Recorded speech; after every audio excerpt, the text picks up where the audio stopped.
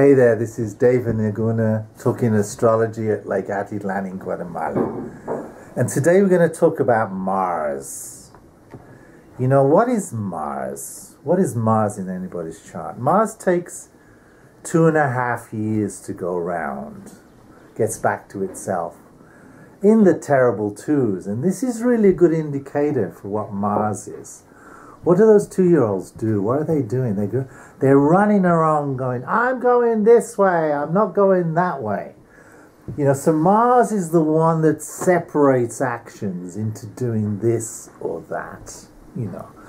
And Mars has got a terrible reputation, and rightly so, you know, because we got so out of balance with Mars energy. There's a lot of story here we could talk about as an astrologer. As a professional astrologer, we can look at the Hellenistic traditions. Mars is a malefic.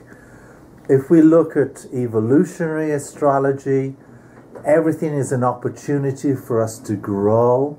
So I want to try and get a balance here between this idea of Mars being a bad guy and the much more evolved place that Mars is our actions, and we just become aware of what we're doing. So let's try and get a balance here, not give Mars such a bad name. The reason it's got such a bad name is Mars can be in any one of the 12 signs of the zodiac. And when Mars is in Aries, it likes to fight. That was all okay in the olden days when we had a conflict. You know, let's find our best Mars in Aries guy, because especially Mars is strong in the male body. They're bigger, more powerful. And let's send those guys into combat. Let's choose a place for them to... And that's going to be our war, our best Mars in Aries guys. The thing is, Mars in Aries is predominated now in our culture. Everything is in a fight. So Mars has become this god of war.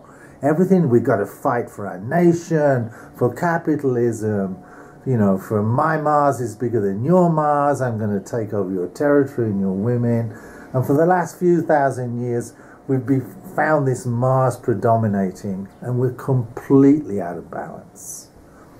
If we look at Mars within, say, a tribal situation, let's look at it within, say, an Amazonian jungle tribe. There's going to be people there who have different energies of Mars. The ones who are the dreamers, the ones who are the nurturers, the ones who are the poets.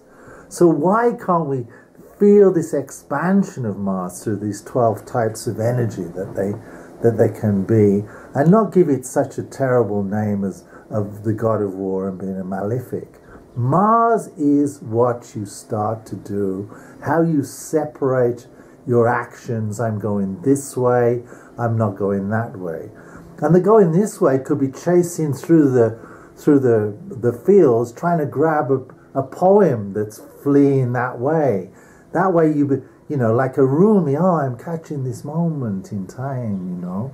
This is Mars also.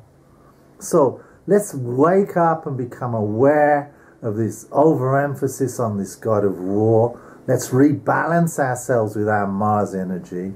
Let's give it a feminine empowerment of doing and prosperity and nurturing, and maybe we can change this hellhole that we're in.